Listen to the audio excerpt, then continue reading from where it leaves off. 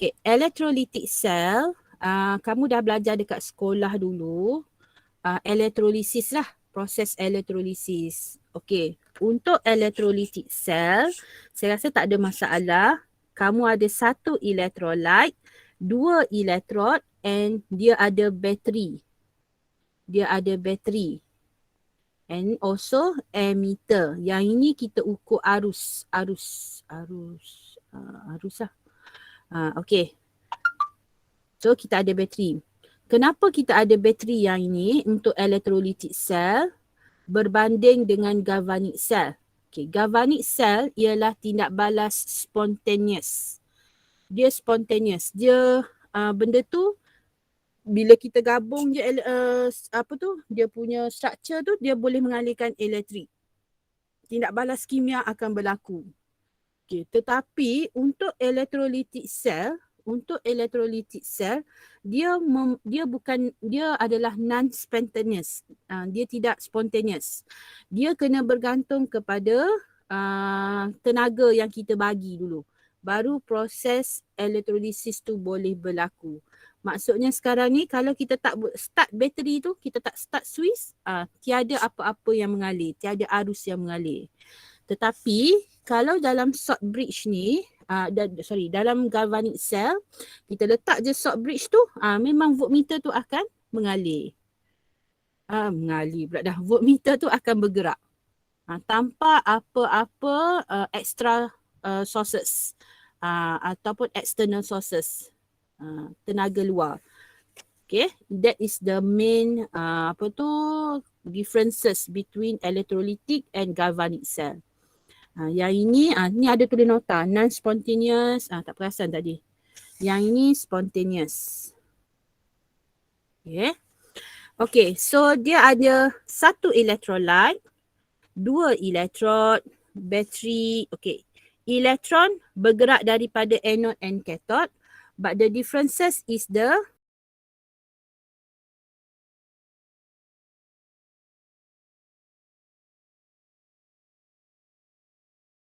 cathode ialah negatif, cathode adalah negatif, anode adalah positif. Okay, so untuk ingat apa yang perlu kamu cek semasa lukis electrolytic cell, dia adalah beta. B-E-E-E 3 juga, ta. Yang atas tu BTV kan? Yang ini beta. So apa? B dia yang pertama tu bukan bridge, that is battery. So automatic you dah memang tahu elektrolisis perlukan bateri. Okay, bateri, elektrod, electrolyte, elektron. So elektron still lagi flow from the anode to cathode. Anode to cathode. Terminal. Terminal is different lah from the galvanic. So anode is a positive, cathode is negative, and also A stand for ammeter, beta. Beta. Okay. So in terms of writing pula. In terms of writing equation. Okay. Normally anode, okay ni saya bagi tips dia oxidize juga. Tapi kita akan mula dengan ion. Ion. So ion kita ialah anion. Anion. Sebab anion akan tertarik ke terminal positif. Anion charge negatif, dia akan tertarik kepada terminal positif. So negative, it will become negative 1, 0. So the oxidation number will be increased. That's why it occur oxidized. Okay, cathode is a cation because cation will attract to the negative terminal. Positive ion will attract to the negative terminal. So it will become B solid. B solid. So yang ini campur macam biasalah. Number of electron mesti sama.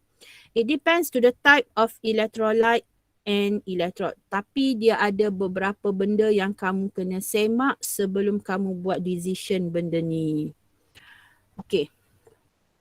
Ada apa-apa nak tanya saya? Beza dia kalau dekat anode, kalau ni in terms of equation. Saya dah bagi tahu awal-awal. chapter ni galvanics, chapter elektrokimia ni equation tu lah yang kena hati-hati. Okay, kalau anode dia start dengan elektrod dia. Anode dia start dengan elektrod dia. Okay. Tapi kalau dalam elektrolitik dia start dengan ion apa yang attract? Ion. Dia lebih kepada ion. Okay. Boleh saya pergi yang susah sikit? Boleh. Boleh. Okay. So yang susah sedikit.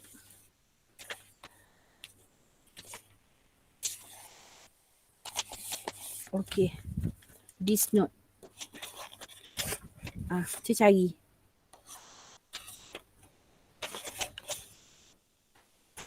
Cari sampai jumpa.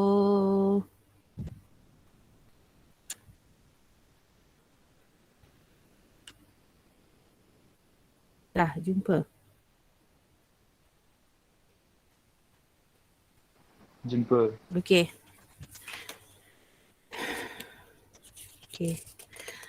So sekarang untuk elektrolisis ada banyak benda yang kita kena decide. Kita kena check jenis electrolyte, jenis elektrod sebelum kamu decide siapa yang pergi kepada anode, pergi kepada cathode.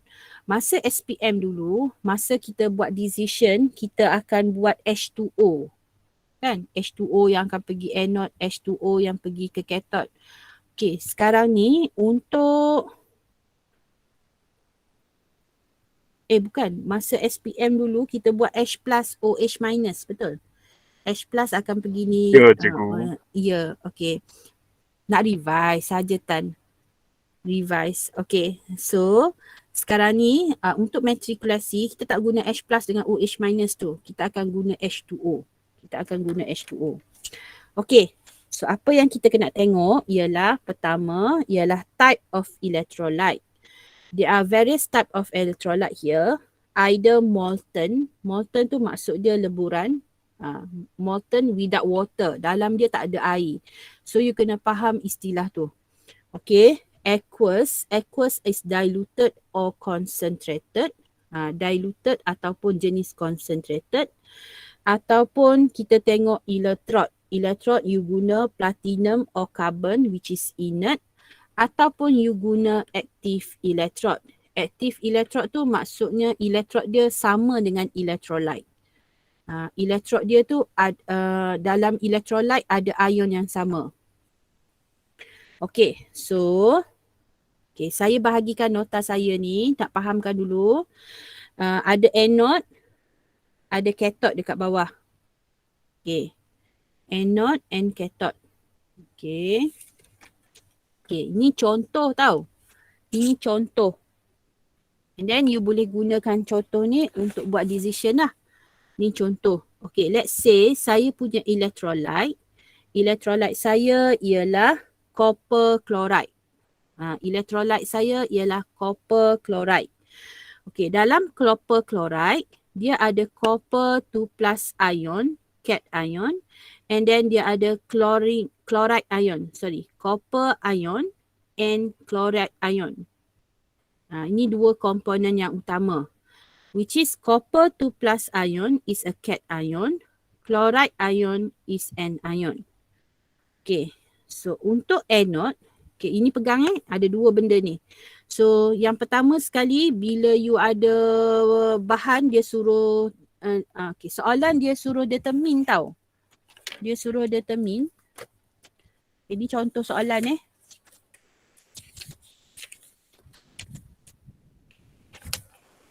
Okay, contoh soalan dia suruh predict the product at anode and cathode. Predict product at anode and cathode. Ini contoh soalan. So sekarang ni kita nak belajar macam mana kita nak predict tu. Okay, there are two types here which is anode, cathode. Okay, anode yang pergi ke anode ialah anion. Dan oxidation occur. At cathode yang akan pergi ialah cation. cation. So it occur reduction. Jelas? Ya, Jelas. cikgu. Okay. For the species here, okay, so since chloride ion is an ion, so untuk yang molten ni, species yang akan attract, kita tak perlu risau sebab dia hanyalah water. Water sahaja. Dia adalah chloride ion without water. Molten, no water in the molten tu. Dia tak ada air, tak ada unsur air langsung. So, and then kita ada platinum. So, platinum is not effect. Saya ambil terus dia punya electrode untuk penilaian. Okay, so platinum is not used because it is inert. So, chloride ion. So, in terms of equation, bila kita nak tulis equation, Cl minus, remember tadi anion, anode dia start dengan anion. Chloride ion, it oxidize to become chlorine plus 2 electron. Okay, apa yang kelainan dia dekat sini? Chloride ion, we cannot use aqueous. Kelainan dia bila sebut molten, we cannot use aqueous. We need to use liquid phase. Beza dia dekat phase kat situ. Okay, chlorine gases. So the product here is the chlorine gases. Okay, some notes here. When in the equation, the initial equation, if gases, it remain as gases. Aqueous, it change to liquid.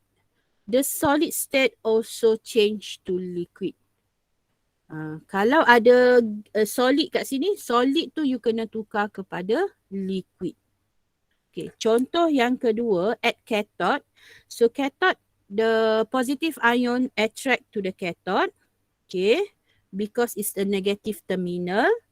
Okay, the equation here, copper 2 plus, is supposed aqueous. So aqueous tu kita kena tukar kepada liquid. Because aqueous, it show the existence of water. Aqueous, it show the existence of water.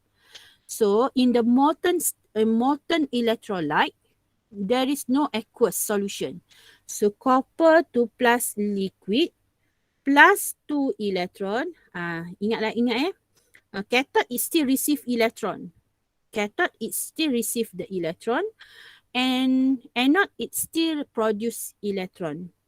The differences is only anion and cation. Beza dengan galvanic. Galvanic kita start dengan electrode dia. Okay. Copper 2 plus liquid plus electron. Tengok copper patutnya copper solid. Tapi kita tukar kepada copper liquid. Because the product here is copper. Okay. Therefore the product is copper liquid. Copper liquid. Okay. Ada apa-apa nak tanya? Tak ada, Miss. Tak ada. Okay. Now we go to, ingat molten. Molten. Molten. Okay. Cikgu. Ya. Cikgu. Ya. Boleh explain sekejap kenapa dia bukan solid? Bukan solid. Molten. Molten dia tak ada benda yang keras lah. Dia lebur. Okay. Terima kasih, cikgu. Kan tadi saya cerita pasal molten. Molten tu bentuk dia leburan. Tapi tak ada air. Tapi bukan keras. Okay. Molten. That is the differences in terms of electrolyte. The type of electrolyte. Okay. Now we go to aqueous. Untuk aqueous kita ada diluted and concentrated. Okay. Untuk diluted. Okay. So species yang akan attract dekat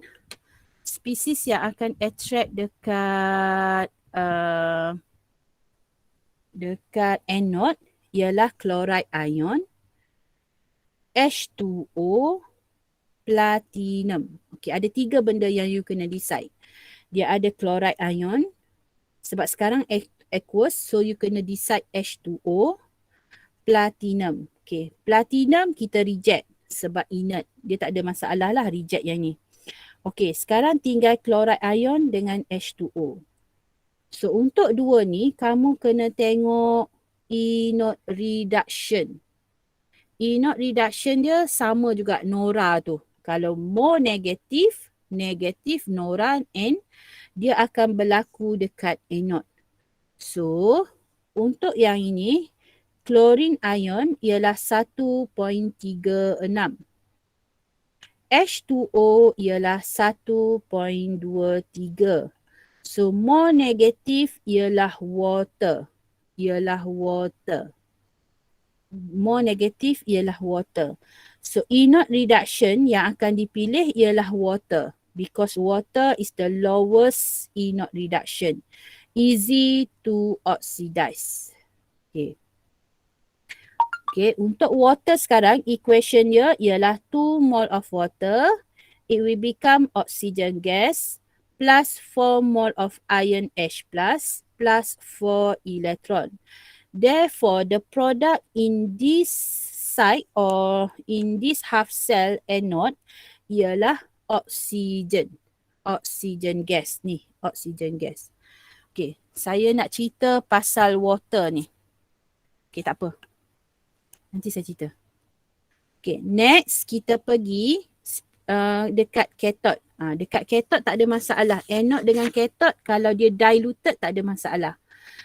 Okay, kita ada copper ion. Okay, charge positif. Ada water juga yang you kena nilai. And then kita ada platinum. Okay, dulu masa SPM dulu, year tan, dulu kita ada H plus dengan OH minus. Sekarang dah tak ada dah. Kita tak guna sebab kita anggap dissociation dia terlalu kecil. 1/10 kuasa negatif 7. So kita guna water itself. Jangan tertukar pula guna H plus dengan tu. Salah tu. Okay, E-note reduction. So daripada ni kita guna prop. More positif. More positif occur to cathode. So more positif ialah 0.34. So copper to plus is more positive, easy to reduce. So copper ion aqueous, it receive electron. Sekarang sebab dia cathode kan, cathode receive electron to produce copper solid. Copper solid. Copper solid. So the answer is copper solid. Yang ini kenapa copper solid? Sebab yang ini solid memang akan deposited dekat electrode tu. Dia akan deposited, dia akan melekat dekat electrode. Okay, next kita pergi concentrated. Okay, untuk concentrated, the species occur is, okay, sama juga, cuba tengok. Chlorine, H2O, platinum. Okay, disebabkan ini adalah concentrated, kita tak tengok nilai E0. Kita tak tengok nilai E0. Kita akan tengok nilai concentration. So, siapa yang lagi pekat dalam concentrated solution of copper chloride? Chlorine. Chlorine yang lebih pekat. So, chlorine ion is more concentrated. So, you kena check tahu. Soalan tu dia bagi diluted ke, dia bagi concentrated. Okay, so 2 mole of chlorine aqueous, it oxidized to become chlorine gas plus 2 electron. So the product is chlorine gas. Chlorine gas. Okay, tapi untuk concentrated ni, dia ada rules dia juga. Okay, kalau beza dia terlalu kecil, beza E-note reduction ni terlalu kecil, kita akan guna faktor concentration. Tapi kalau beza dia terlalu besar, kita akan guna faktor E-note reduction juga. Okay, contoh yang kat bawah ni. Okay, contoh yang kat bawah ni, E-note reduction dia copper 2 plus. Copper 2 plus dengan H2O 0.34 negatif 0.83. So negatif 0.83 dengan 0.34 range dia terlalu jauh. So kita akan guna copper 2 plus.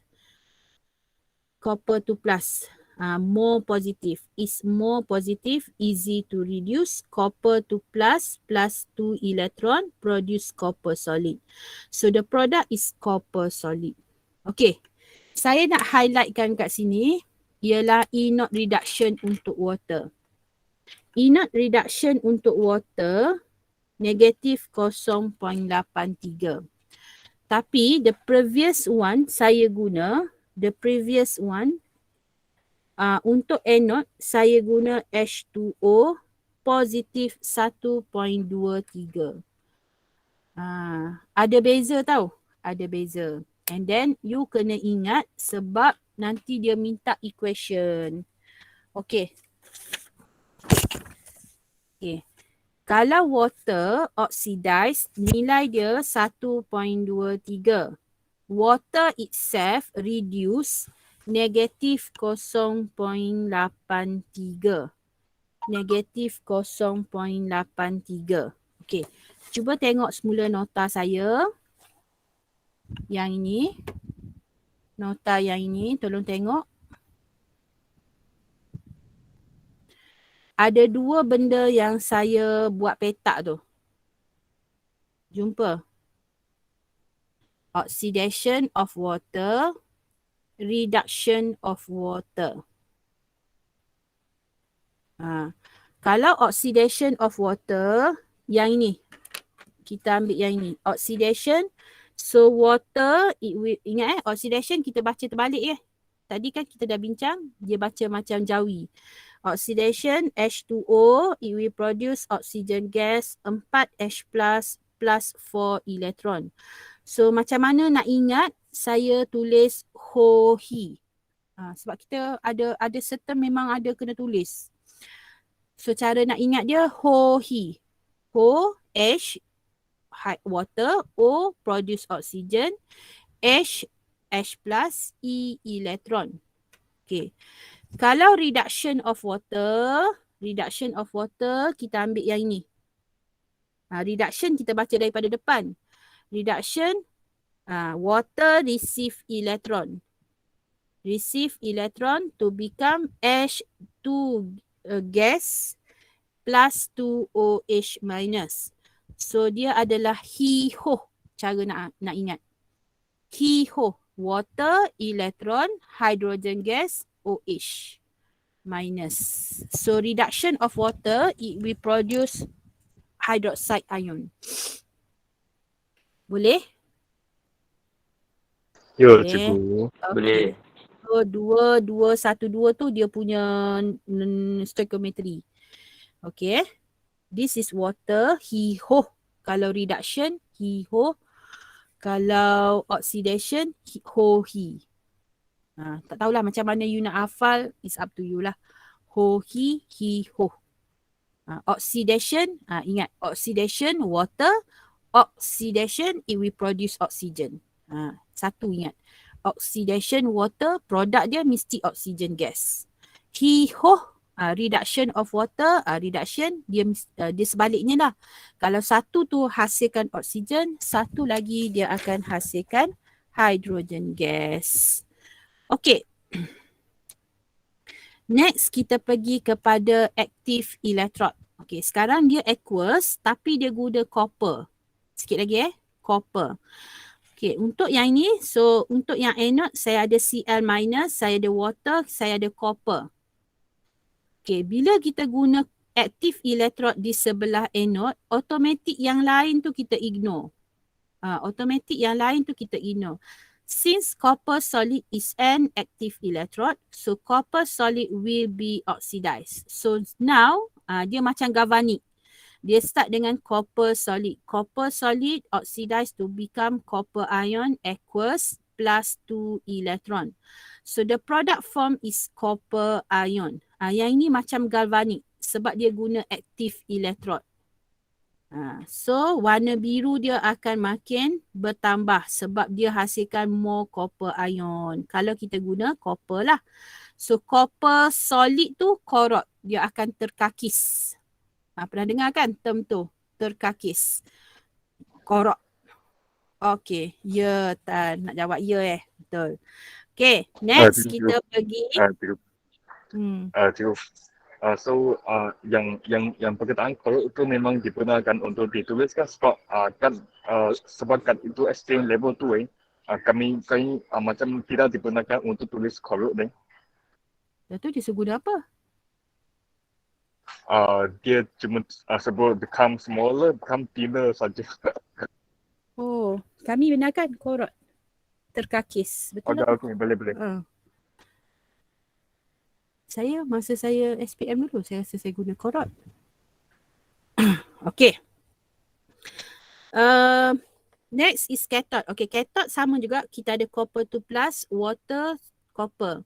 Tapi dekat electrode, dekat cathode, copper ni tak memainkan peranan sebab it cannot be reduced. Copper dia tak boleh reduce dah. Maksudnya, tak boleh reduce tu, maksudnya kalau copper, mana ada dapat copper minus? Sebab dia nak reduce kan. So kosong, dia mestilah nombor yang lebih bawah daripada kosong. So copper minus dia tak wujud. Sebab tu, it cannot use copper solid to occur reduction. You faham tak? Okay, copper, it cannot be copper ion. It cannot be copper ion. Okay, so cannot be reduced. So inert reduction of copper 2+ is more positive.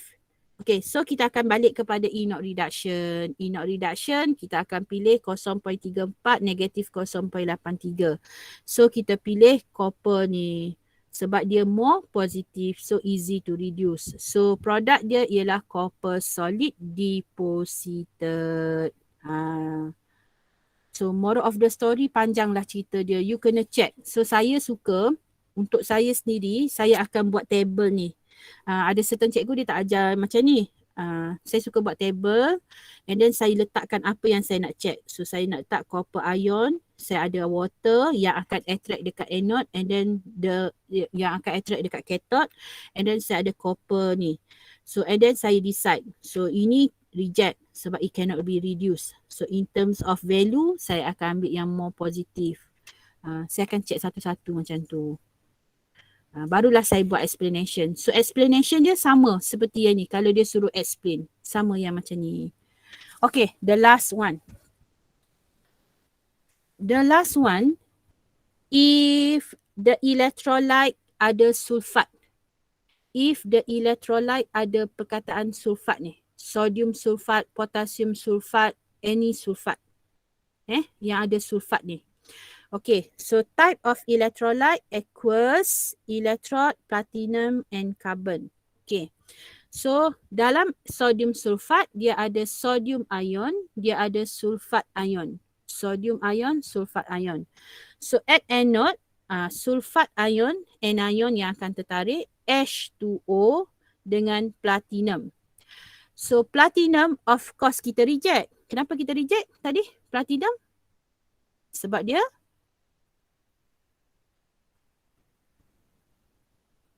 kenapa kita reject platinum? Inert, yes, good. Sulfat ion, kita terimalah. Sulfat ion pun kena reject. Yang tinggal water. Kenapa sulfat ion ni kena reject? Okay. Sulfur ion cannot be oxidized because the sulfur atom in the anion is already at the maximum oxidation state, positive 6. Okay, rupanya dalam sulfur ni, dalam sulfat ni, S ni, SO4 ni, 2 minus ni, dia punya, bila kita kira nilai S tu, dia memang dah positive 6. Positive 6 ialah maximum oxidation number. Maksudnya S tu dia tak boleh naik ke 7, tak boleh jadi 8, tak boleh jadi 9. Because oxidize kan dia kena naik nombor. So dia dah tak boleh. So S tu dia dah maksimum. Ini antara soalan yang famous juga dia tanya. Kenapa sulfat ni tak boleh oxidize dekat anode? Jawapan dia sebab sulfur ni dah memang maksimum. Dah sampai, orang kata dah sampai atap dah. Dia tak boleh dah jadi 7, 8, dia dah maksimum. So, automatic kita reject. Automatic kita reject yang tinggal water. So, water untuk anode, dia hasilkan oksigen. Anode, oxidize, oksigen. Sebab tu saya kata you kena hafal ni. HO-HE. So, water, oxygen, H plus dengan elektron. So, the product is oxygen gas. They are air bubble yang kita nampak nanti. Okay, untuk cathode dia tak ada masalah. Untuk cathode dia ada Na plus water. And also platinum tu lah. Platinum kita dah reject. So, Na plus dengan H2O, cathode kita guna prox kan. Positive cathode. So, more positive is water. More positive ialah water. So, E0 reduction water is more positive. Easy to reduce. So, the water also reduce to become hydrogen gas. So, the product form is hydrogen gas. Siapa yang tak terang tu bolehlah highlightkan. So, dah habis dah untuk yang ini. Okay, cuma So, with love, sincere, Comel semua from the chemistry teacher. Bye.